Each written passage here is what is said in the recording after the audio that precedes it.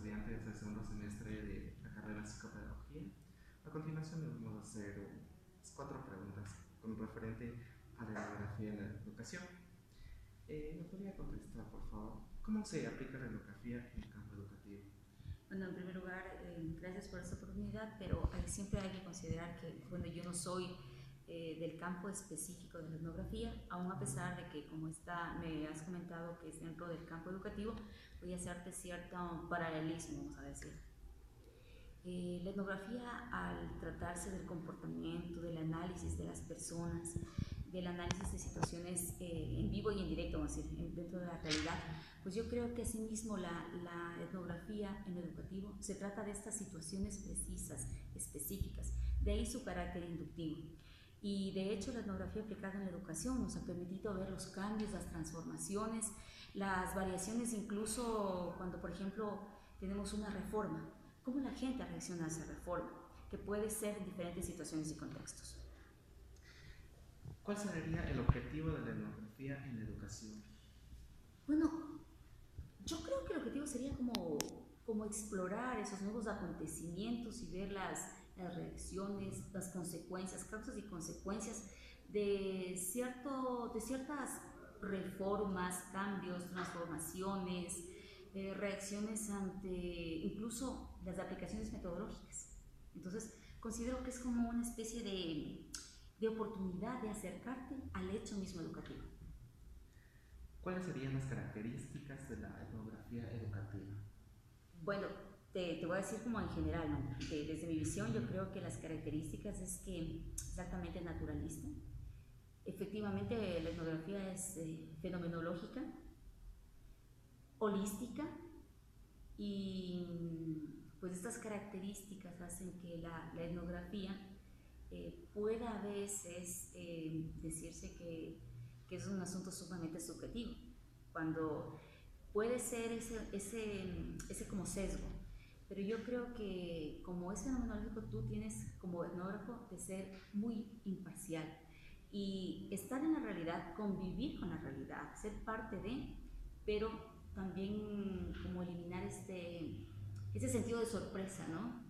Y también de lo que sea muy común, muy familiar, también eliminar el sentido de familiaridad para no hacer sesgos en las interpretaciones que tú haces. En sí, ¿qué nos podría decir sobre la etnografía en el ámbito educativo? Mismo educativo. ¿Cuáles serían las características de la etnografía educativa? Bueno, te voy a decir como en general, ¿no? Desde mi visión yo creo que las características es que es altamente naturalista.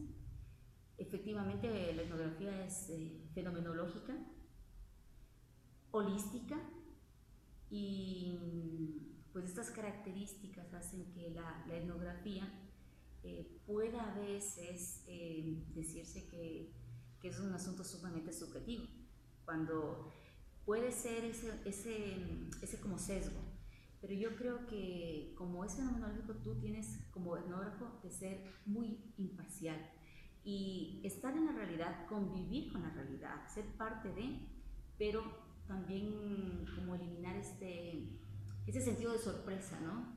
Y también de lo que sea muy común, muy familiar, también eliminar el sentido de familiaridad para no hacer sesgos en las interpretaciones que tú haces. En sí, ¿qué nos podría decir sobre la etnografía en el ámbito educativo? Bueno, que la etnografía es una parte muy importante sobre la investigación educativa, que es una línea nueva. Yo creo que esto más o menos en los 70, en los 80 empieza a ser un boom y se empieza a aplicar en contextos específicos. Yo creo que es una oportunidad magnífica porque estás en el acercamiento, no es un asunto cuantitativo que te dice el 30% de los estudiantes resultaron beneficiarios ante esta metodología, sino que te posibilita conocer más la realidad. Por ejemplo, en el educativo, tú que tienes un montón de sujetos que tienen que actuar e interactuar, los docentes, los estudiantes, los padres de familia, las autoridades, los niveles de convivencia, cómo las personas establecen estas relaciones de poder también en la institución, o también a lo macro, meso y micro. Entonces, creo que es una oportunidad magnífica para los estudios de investigación educativa. ¿Nos podría mencionar sobre un caso que se haya suscitado acá en Chimborazo en el cual se haya implementado el método etnográfico? Bueno, yo creo que bastantes casos. Hay estudios que se han hecho, por ejemplo, de poblaciones, de comunidades, y en el campo educativo yo estimo que en la universidad se han planteado varios estudios. Yo, sin temor a equivocarme, creo que los estudios que se hicieron sobre interculturalidad tuvieron una gran carga etnográfica. Entonces permitieron un acercamiento a la realidad, a la convivencia, a la interpretación, a esta especie de hermenéutica que tiene que darse en lo etnográfico. Muchas gracias. No tiene por qué, como te dije, no soy experta, pero desde mi experiencia educativa te hablo de la etnografía. Doctora Rosita Moreno, buenas tardes. Doctora Paulina Peñafiel, mi nombre es Priscila Zambrano, pertenezco al segundo semestre de psicopedagogía. Por favor, ¿me podrían ayudar respondiendo a las siguientes preguntas? ¿Cómo se aplica la etnografía en el campo educativo?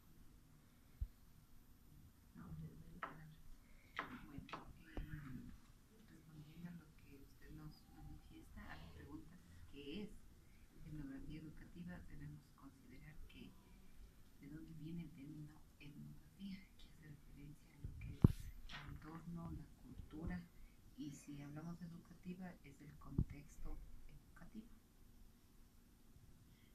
¿Cómo era la pregunta? ¿Cómo se aplica? La etnografía en el campo educativo. Bueno, si es que estamos hablando, como ya nos dijo la Pauli, de ese concepto de manera general, se aplica mediante todas las investigaciones que estamos realizando en educación. Puede ser desde una investigación un poco más simple a una, digamos que ya más extensa. Los chicos de psicopedagogía, ustedes ya fueron a hacer una gira de observación. Fuimos a las unidades educativas, pero nos dimos cuenta de que sí hay diferencia entre una institución educativa pública y una privada. Estamos hablando ahí de cultura, estamos hablando ahí de todo lo que, de toda esa palabra de etnografía abarca. Claro que sí, porque independientemente cada pueblo tiene su cultura y cuando hablamos de educación, mucho más. ¿Cuáles son las características de la etnografía educativa? Señorita Pauli. Las características, Ajá. el estudio mismo que se hace en este caso en el centro educativo, o sea, es considerar todos los rasgos del centro educativo. Pero claro, es que al hablar de educativo es un término muy amplio también, ¿no, Paulina? Porque queremos ver, o sea, claro, educativo, pero ¿qué área de lo educativo? Si puedes decir un ejemplo, los chicos de psicopedagogía, ¿en qué tienen que trabajar? Métodos, mejor dicho, hay que trabajar en diseñar estrategias para mejorar, un ejemplo, la metodología de la maestra, diseñar estrategias como el estudiante aprende de mejor manera. Pero por ser en el caso de la Pauli es diferente cuando hablamos ya de filosofía, o cuando la Pauli trabaja por ser en parvularia, en básica, viene otro tipo de investigación. Si hablamos en el área de psicología, igual, o sea, por eso al decir educativo es un término muy amplio. Y aquí cuando dice cuáles son las características se puede realizar una investigación etnográfica, pero dependiendo del lugar. En este caso, si usted dice cuáles serían las características, es que sea netamente educativo y que se aplique en centros educativos. ¿Cuál es el objetivo de la etnografía educativa? A ver, ¿cuál es el objetivo? Diagnosticar, ¿sí? Diagnosticar a través de una ficha de observación, a través de una encuesta, a través de una entrevista. Diagnosticar sería Es que eso también, perdón Paulinita, o sea, es que eso también es amplio. Porque un ejemplo dice la Pauli diagnosticar la primera fase. Y para ser más explícitos en el área de ustedes, ¿qué diagnostican? ¿Qué deberían diagnosticar? Tal vez en el área educativa, ¿qué problema de aprendizaje tiene? Porque si es que no conocemos cuál es el problema, no podemos diseñar estrategias. Una vez que se diagnosticó cuál es el problema, seguimos en la investigación y ¿por qué se da este problema? Entonces ahí sería algo más un poquito exploratorio. Por ejemplo, ustedes dijeron que son de segundo, ¿no?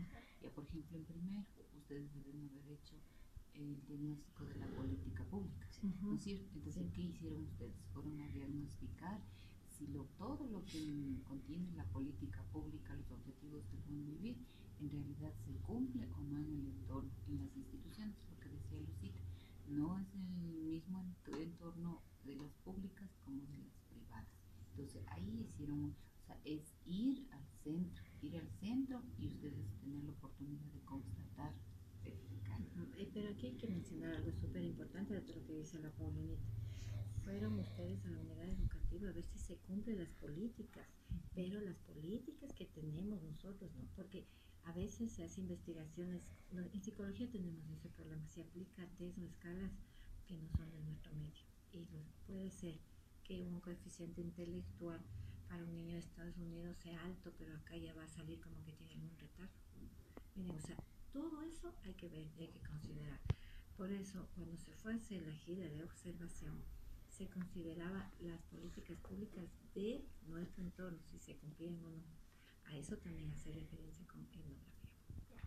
¿Puede mencionar en caso de Chimborazo en el cual se haya implementado el método etnográfico?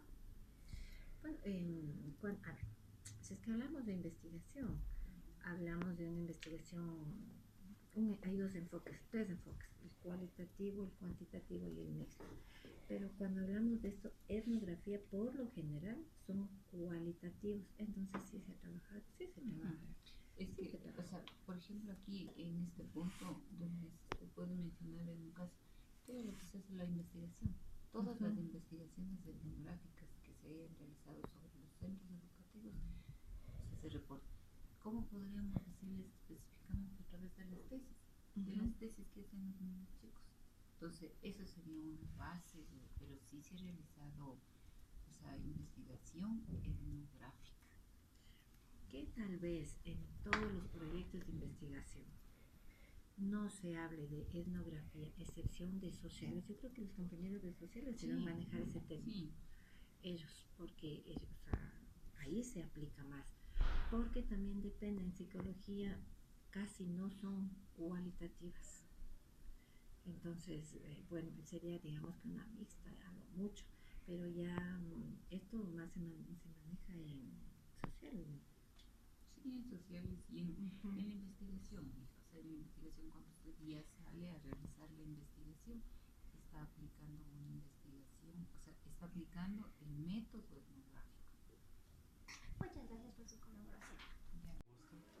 Muy buenas tardes, recibo el saludo de mi compañera Priscila y el general Javier Pérez, estudiantes del segundo semestre de psicopedagogía.